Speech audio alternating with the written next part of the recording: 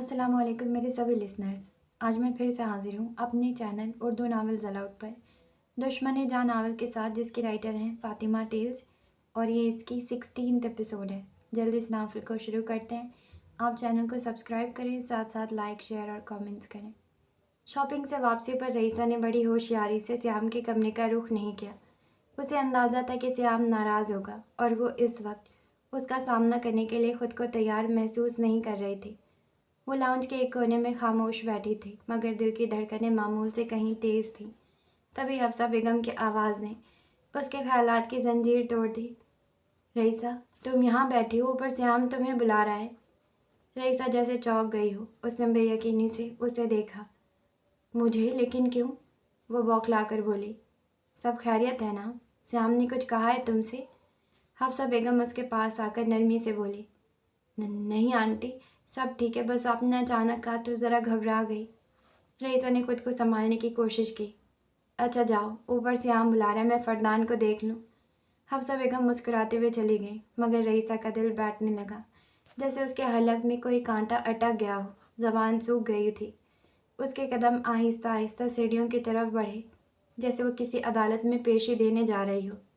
कमरे का दरवाज़ा खुला तो सामने श्याम बेड पर नीम दराज था। गोद में लैपटॉप रखा था, मगर नज़रें स्क्रीन पर नहीं थी। वो उसी की राह देख रहा था। रईसा ने दरवाजे के करीब रुककर उसे देखा। कुछ लम्हे बीत गए। अब वहीं खड़े होकर एक्सरे करोगी या इधर भी आओगी मोहतरमा? श्याम ने लैपटॉप साइड पर रखते हुए कहा। आवाज़ में वही शरारत थी जो वो अक्सर छुपाने की कोशिश करता था। मैं आपके पास आऊँ? रईसा ने धीरे से कहा, जैसे यकीन करना चाह रही हो वाकई वो उसे बुला रहा है। हाँ, क्योंकि मुझे मेरी बीवी की बहुत याद आ रही है, और कुदरती कानून के तहत तुम ही वो बीवी हो, तो तशरीफ़ लाओ। श्याम का लहजा शोक था, मगर आंखों में नरमी थी। रईसा धीरे धीरे चलती हुई उसके पास पहुंची, मगर बेड पर बैठने से झिझक रही थी। श्याम ने आहिस्ता से उसका हाथ थामा और उसे अपने पहलू में बिठा लिया। कमरे में आने से क्यों कतरा रही थी? उसने नरमी से पूछा। रईसा ने बमुश्किल ज़ुबान खोली। वो मैं। और फिर खामोशी के साथ उसकी आंखों से आंसू बहने लगे। श्याम ने उसे फौरन अपने सीने से लगाया। सॉरी, मेरी वजह से आप सबके सामने शर्मिंदा हुए।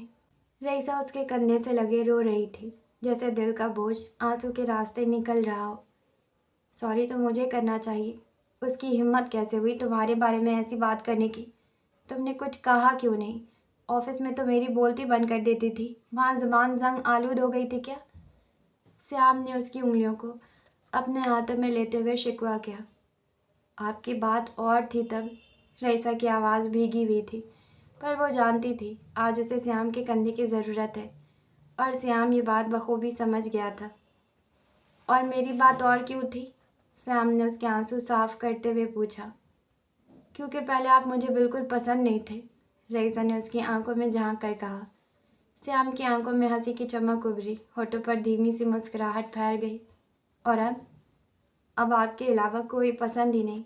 रईसा ने नज़रें झुका ली, फिर नरमी से कहा। अगर तुम ऐसी ही बातें करती रही तो मुझसे मिलने पागल खाने आना पड़ेगा। ये सुनकर श्याम का दिल जैसे पिघल गया हो। उसने झुककर हंसते हुए कहा। रईसा उसके बाजू के हसार में मुकम्मल तौर पर समा गई। नहीं, अभी पागल नहीं होना, मुझे आपकी बहुत ज़रूरत है। ये सुनकर श्याम हंसा, ज़ोर से, दिल से, जैसे किसी बहुत अरसे बाद सुकून मिला हो। रात के 10 बज चुके थे। फातिमा कमरे में बेचैनी से टहल रही थी।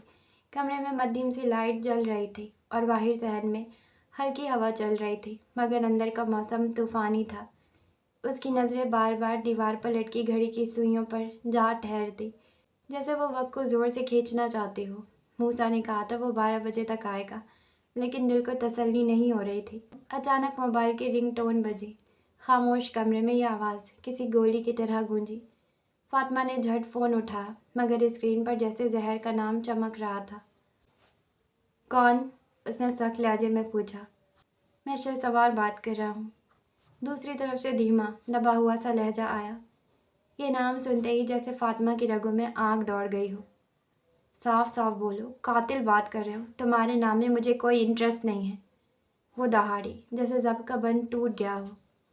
शहसवार ने एक लम्हे को आंखें बंद की, دل کے اندر کچھ ٹوٹنے کی آواز آئی۔ یہ عورت میرے ہاتھوں قتل کروا کر ہی دم لے گی، اس نے دل میں سوچا، مگر لبوں تک لایا صرف اتنا، یہ غلط فہمی بھی جلد دور ہو جائے گی۔ فاطمہ ابراہیم کو غلط فہمیاں نہیں ہوتی، وہ زہر بھری تن سے بولی، آواز میں وہی درد، وہی نفرت۔ جی، آپ کو تو صرف خوش فہمیاں ہوتی ہیں، یہ اندازہ ہو گیا مجھے۔ شہسوار کا لہجہ اس بار مدھم نہیں تھا، ایک زخمی مرد کی تلخی اس کے لفظوں میں شامل ہو گئی تھی۔ مجھے کال کرنے کا مقصد بھی بتاؤ گے، یا صرف میرے ضبط کا امتحان لینے کے لیے فون کیا ہے؟ فاطمہ مزید برداشت کے دائرے میں نہ تھی۔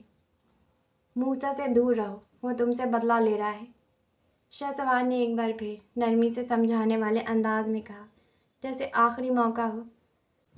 فاطمہ کا دل پھٹنے کو آیا، مگر آنکھوں میں آنسو نہیں تھے، صرف چنگاریاں تھیں۔ مجھے لگتا ہے مجھے تم سے دور رہنا چاہیے، برائے مہربانی آئندہ نہ کال کرنا اور نہ نظر آنا، جب تک میں تمہارے خلاف ثبوت نہ لے آؤں۔ اس کی آواز کانپ رہی تھی، مگر اس کے لفظ پتھر کی طرح ٹھوس تھے۔ شہسوار نے ایک لمبی سانس لی۔ ایئرپورٹ کی گہما گہمی اس کے ارد گرد تھی، مگر اندر صرف سناٹا تھا۔ تم سے دور ہی جا رہا ہوں، بے فکر رہو۔ ڈیرہ غازی خان جا رہا ہوں، سوچا جانے سے پہلے ایک بار سمجھا دوں، شاید دل مان جائے۔ اس کی آنکھوں کے سامنے صرف فاطمہ کا چہرہ تھا، وہی چہرہ جو اب نفرت کی آنکھوں سے دیکھتا تھا۔ بھاگ رہے ہو، بزدل کہیں کی؟ فاطمہ کا لہجہ کپ کپا گیا۔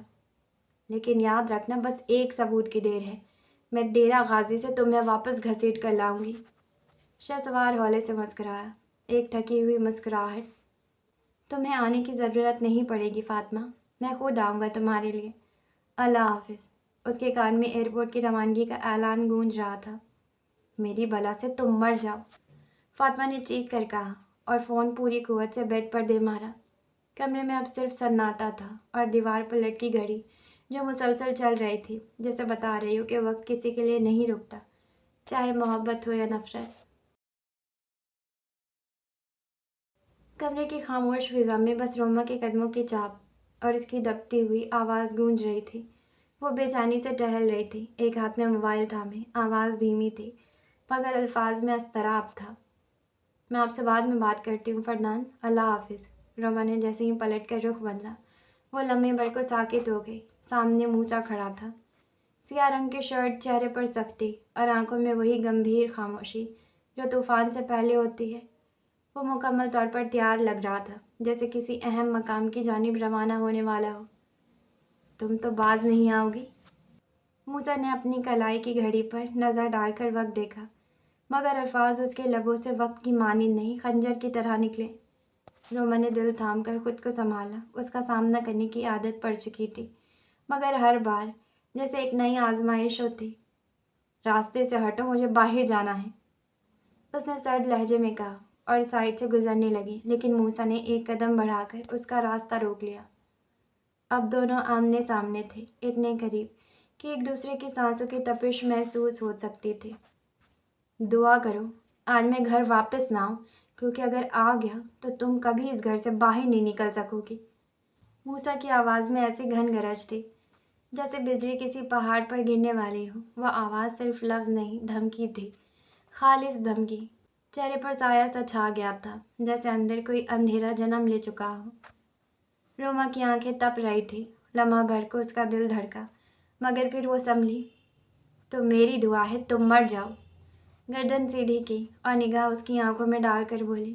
الفاظ کسی گولی سے کم نہ تھے، اس کی آواز نیڈر تھی، صاف اور سچائی سے لبریز۔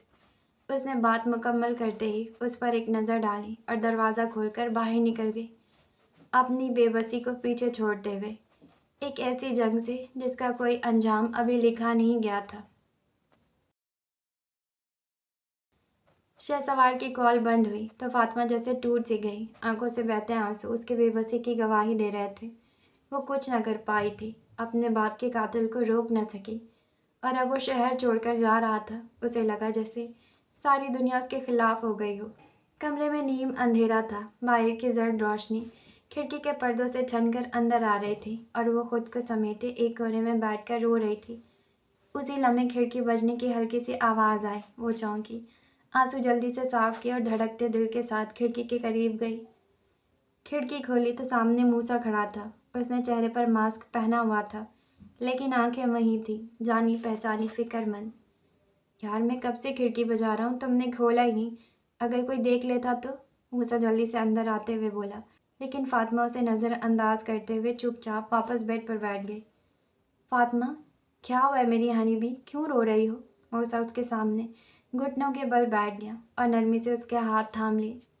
موسیٰ، وہ چلا گیا ہے، اتنا کہہ کر وہ پھر سے رو پڑی۔ کون چلا گیا ہے؟ موسیٰ نے اس کا چہرہ اپنے ہاتھوں کے پیالے میں لے کر نرمی سے پوچھا۔ شہسوار، میرے بابا کا قاتل، اب میں کیا کروں گی، وہ فرار ہو گئے۔ موسیٰ، پولیس بھی کچھ نہیں کر رہی، ہم گھنٹوں تھانے میں بیٹھے رہے مگر کوئی ہماری بات سننے کو تیار نہ تھا۔ فاطمہ کا ایک ایک لفظ موسیٰ کے دل میں تیر کی طرح چبھ رہا تھا۔ وہ چاہ کر بھی فاطمہ کو سچ نہیں بتا پا رہا تھا۔ فاطمہ پلیز بس تھوڑا صبر کرو، میں سب ٹھیک کر دوں گا، قسم سے اسے سزا دلوا کر رہوں گا۔ پچھلے 2 ہفتوں سے صبر ہی تو کر رہی ہوں میں، اب برداشت نہیں ہوتا موسیٰ۔ اس کی آواز لرز گئی۔ موسیٰ نے اس کے قریب بیٹھ کر اس کا ہاتھ چوما۔ ایک بات پوچھوں؟ اگر میں کبھی کوئی ایسی غلطی کر بیٹھوں جس کی معافی ممکن نہ ہو، کیا تم پھر بھی معاف کر دو گی؟ نرمی سے بولا۔ فاطمہ نے حیرانی سے اس کی طرف دیکھا۔ موسیٰ، فاطمہ ابراہیم کی ڈکشنری میں معافی کا لفظ نہیں آتا، اور ویسے بھی آپ ایسی غلطی کیوں کریں گے جس کی معافی نہ ہو؟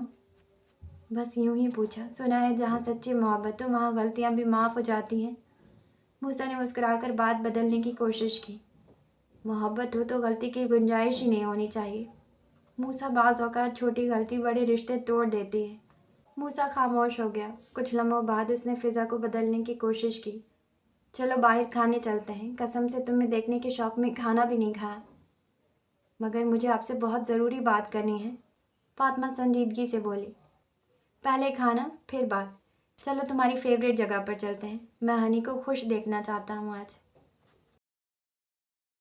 موسیٰ تیزی سے کھڑکی کے راستے باہر نکل گیا۔ فاطمہ نے ایک نظر آئینے میں خود کو دیکھا۔ سیاہ کی فلیپر پینٹ، سیاہ ٹاپ، مدھیم کاجل اور بالوں کی اونچی پونی، چہرے پر تھکن لیکن آنکھوں میں ایک نئی روشنی تھی۔ اس نے چادر سنبھالی، دبے پاؤں دروازے کو لاک کیا اور گھر کی پچھلی جانب پہنچی جہاں موسیٰ اپنی ہیوی بائک کے ساتھ اس کا انتظار کر رہا تھا۔ ہم بائک پر جائیں گے؟ فاطمہ نے سرگوشی کی۔ یس ہنی، آج تمہارے لیے اپنی اسپیشل بائک نکالی ہے، بس بتاؤ جانا کہاں ہے؟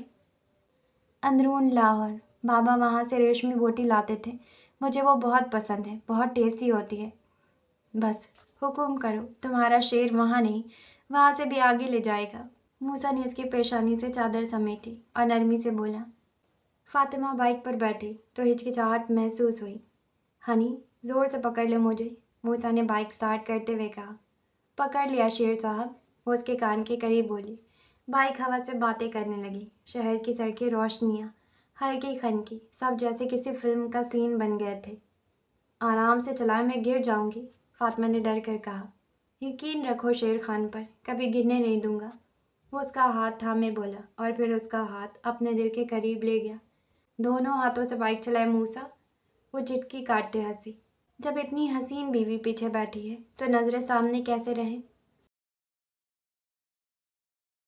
کچھ دیر میں وہ اندرون لاہور پہنچ گئے۔ تنگ گلیاں، روشنیوں میں نہایا ہوا ہر کونا، چٹپٹے کھانوں کی خوشبو، کہکہوں اور ہنسی کی آوازیں، جیسے لاہور کا اصل دل یہیں دھڑکتا ہو۔ فاطمہ کے چہرے پر ہلکی سی مسکراہٹ تھی۔ اسے لگا جیسے تھوڑی دیر کے لیے دکھ تھم گیا ہو، لیکن موسیٰ کے دل میں ایک طوفان چل رہا تھا۔ جس سچ کو وہ چھپا رہا تھا وہ کب تک چھپے گا؟ اندرون لاہور کی ایک پرانی مگر مشہور فوڈ اسٹریٹ میں ایک چھوٹے سے مگر صاف ستھرے ڈھابے کے باہر موسیٰ نے بائک روکی۔ دونوں نے چہرے ڈھانپ رکھے تھے لیکن آنکھوں کی چمک اور آواز کی پہچان سے ایک دوسرے کو مکمل پہچانتے تھے۔ فاطمہ کی نظریں وہاں موجود ریشمی بوٹی والے اسٹال پر جم گئیں۔ یہی ہے وہ جگہ جہاں سے بابا ہمیشہ میرے لیے لاتے تھے، اس کی آواز میں ایک نمی سے گھل گئی تھی۔ موسیٰ نے نرمی سے اس کا ہاتھ تھاما۔ تو آج تمہاری یہ خوشی شیر خان پوری کرے گا۔ تھوڑی ہی دیر میں گرم گرم کباب اور ریشمی بوٹی کی خوشبو سے بھری پلیٹ ان کے ٹیبل پر آ گئی۔ پلیٹ پر بوٹیوں کے ساتھ نان اور ہری چٹنی بھی تھی۔ दोनों एक किनारे पर एक खाली बेंच पर आकर बैठे। इर्द गिर्द लोग अपने खानों में मसरूफ़ थे। मूसा ने प्लेट फातिमा के सामने रखी और खुद उलझन से उसे देखने लगा। क्या हुआ? फातिमा ने सवालिया नज़रों से देखा। यार, मैंने कभी इतना ऑयली खाना नहीं खाया। मतलब मुझे पता नहीं कैसे खाते हैं, हाथ चिकने ना हो जाए। और इस तरह का फूड मैंने कभी पहले ट्राई भी नहीं किया। फातिमा पहले चौंकी, फिर हंसी। वो हंसी जिसमें पहली बार उसकी आंखों से दर्द गायब था। अच्छा सुने, ऐसे खाते हैं। वो खुद प्लेट की तरफ बढ़ी, एक नरम गरम बोटी नान में लपेटी, थोड़ी सी चटनी लगाई और नरमी से मूसा के मुंह के करीब की। खोले मुंह, शेर खान को आज उसकी हनी अपने हाथों से खिला रही है। मूसा ने आंखें बंद की और फातिमा के हाथ से निवाला ले लिया। तुमने खिलाया तो अब इसका टेस्ट ज़्यादा अच्छा होगा, मूसा खुशी से बोला। पहली दफ़ा वो खुद से कुछ कर रही थी। उसके लिए बाबा कहते थे, जो चीज़ प्यार से मिले उसका जायका दुनिया की हर नेमत से बढ़कर होता है। फातिमा ने मुस्कुराकर नरमी से कहा। कुछ देर दोनों खामोशी से खाते रहे, शहर की रोशनियों में गुम, अपनी ही एक अलग जहां में। रात के अंधेरे में अंदरून लाहौर की पुरानी इमारतों की छतें एक दूसरे से सरगोशियां करती महसूस हो रही थी। आसमान पर सितारे मध्यम रोशनी बिखेर रहे थे और दूर किसी दरबार से कव्वाली की धुन फिजा में घुली हुई थी। ये जो हल्का हल्का सुरूर है, ये तेरी नज़र का कसूर है। फिजा में एक मदहोशी थी, इश्क की, दुआ की और तकदीर की। फातिमा छत के कोने पर जा खड़ी हुई। उसके हाथ में चाय का कप था जो उसने धीरे से पुरानी ईंटों की दीवार पर रखा और हौले से बोली, मूसा, मुझे आपसे एक ज़रूरी बात करनी है।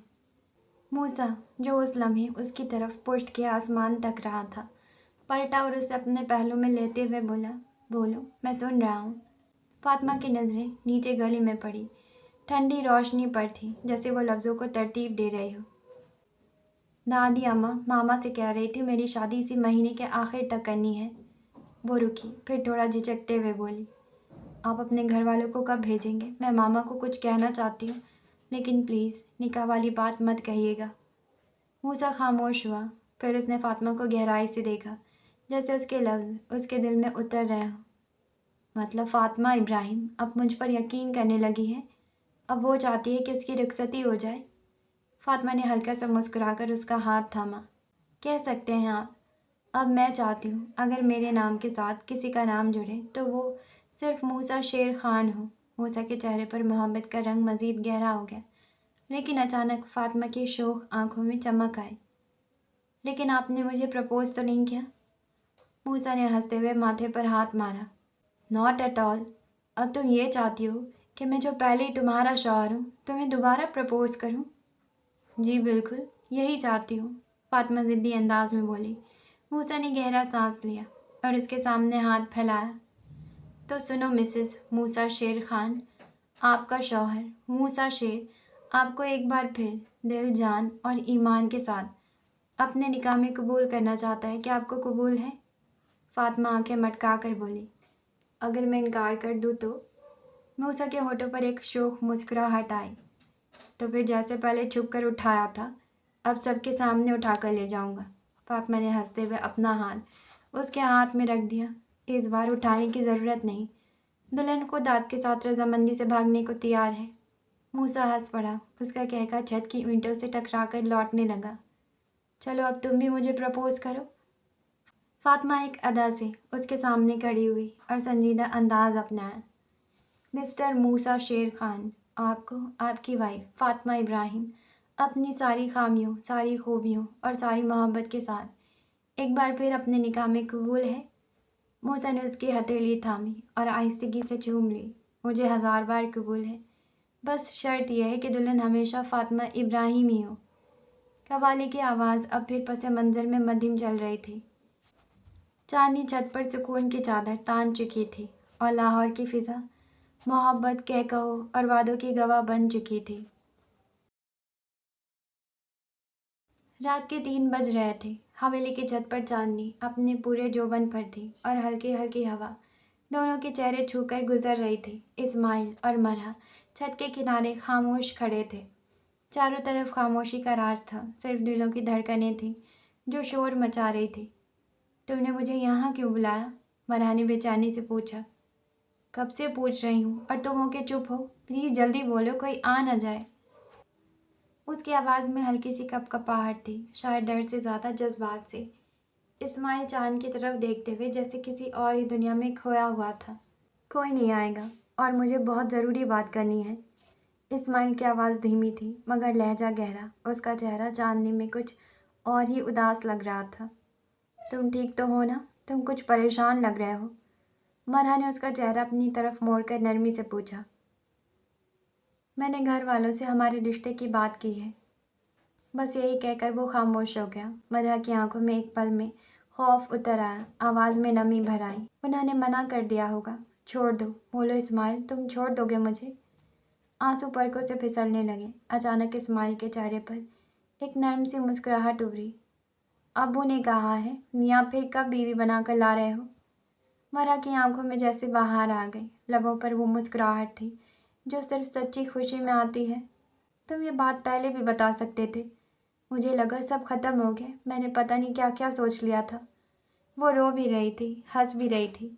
इस्माइल ने उसका हाथ थाम लिया। मेरे बारे में कभी ऐसा न सोचना मरहा। मैं तुम्हें कभी किसी और का होने नहीं दूंगा। तुम सिर्फ इस गरीब इस्माइल की हो और हमेशा रहोगी। मरहा ने हाथ मजबूती से थामा। मैं सारी उम्र तुम्हारी रहना चाहती हूँ। जब कोई मेरा नाम पूछे तो वो कहे, हाँ जानते हो इस्माइल की बीवी मरहा। मैं चाहती हूँ जब मैं किसी गली से गुजरूँ तो लोग कहें, ये देखो इस्माइल की बीवी जा रही है। बीवी नहीं कहेंगे, ये तो दीवानी है इस्माइल की। इस्माइल ने मुस्कुरा कर कहा। हाँ मैं हूँ। मरहा ने आंखों में मुकम्मल सच्चाई के साथ कबूल किया। इतनी मोहब्बत कब से? इस्माइल ने हैरत और मोहब्बत से पूछा।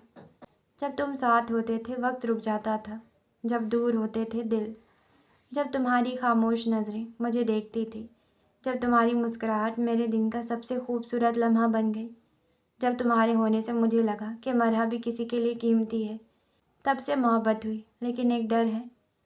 उसकी आवाज़ काम गई। किस चीज़ का डर? इस्माइल ने जानते हुए भी नरमी से पूछा। मेरे बाबा। मरहा आसमान की तरफ देखने लगी। तुम्हारे अब्बू ने मान लिया? मेरे बाबा काट कर फेंक देंगे पर ख़ानदान से बाहर शादी नहीं करेंगे। इस्माइल ने उसका चेहरा थामा। मैं तुम्हें दूर ले जाऊंगा जहाँ सिर्फ इस्माइल और उसकी बीवी होगी। उसने आहिस्ता से मरहा के आंसू साफ किए। चलो अब नीचे चलो। कल कॉलेज के बाद तुम्हारी फेवरेट आइसक्रीम खिलाऊंगा, लेकिन एक शर्त है। कैसी शर्त? मरहा ने शरारत से अबरू उठाए। यही कि तुम अब रोओगी नहीं, सो जाओगी, वादा? Pinky promise. मरहा ने उसका हाथ थाम कर कहा और नीचे की तरफ भागी, लेकिन सामने से आते मूसा से टकरा गई। तुम आधी रात को छत से क्यों आ रही हो? मूसा की आवाज़ सख्त थी। मरहा का रंग फक हो गया और पीछे से आते इस्माइल को देखकर जैसे वक्त थम गया। तुम दोनों छत पर थे? मूसा का लहजा बिजली की तरह गरजा। नहीं, मैं तो लॉन में था। मरहा बीवी छत पर थी। मैं बस देखने आया था कि ये ऊपर क्या कर रही हैं। इस्माइल फ़ौरन बोला। और तुम छत पर क्या कर रही थी आधी रात को? मूसा ने मरहा का बाजू दबोचा। गर्मी लग रही थी, बस ताज़ा हवा खाने गई थी। मरहा ने घबरा कर कहा। गर्मी लगे तो एसी की स्पीड तेज़ करो। छत पर मत नजर आना अगली बार। जाओ अपने कमरे में। मूसा ने बाजू छोड़ दिया। और तुम आइंदा रात को यहाँ मत आना। फिर इस्माइल की तरफ मुड़ते हुए सख्त लहजे में कहा, मैं ख्याल रखूँगा। इस्माइल ने सर झुकाते हुए कहा और खामोशी से हवेली से बाहर चला गया। मगर मूसा अब सब कुछ समझ चुका था और अब वही करेगा जो उसे करना है। तो आज के लिए बस इतना ही। नावल को यहीं स्टॉप करते हैं। ठीक है, हम मिलते हैं कल आगे के नावल के साथ। जाने से पहले चैनल को सब्सक्राइब करें, लाइक करें, शेयर करें, कमेंट्स करें। मुझे दुआओं में याद रखें। Okay, tata bye.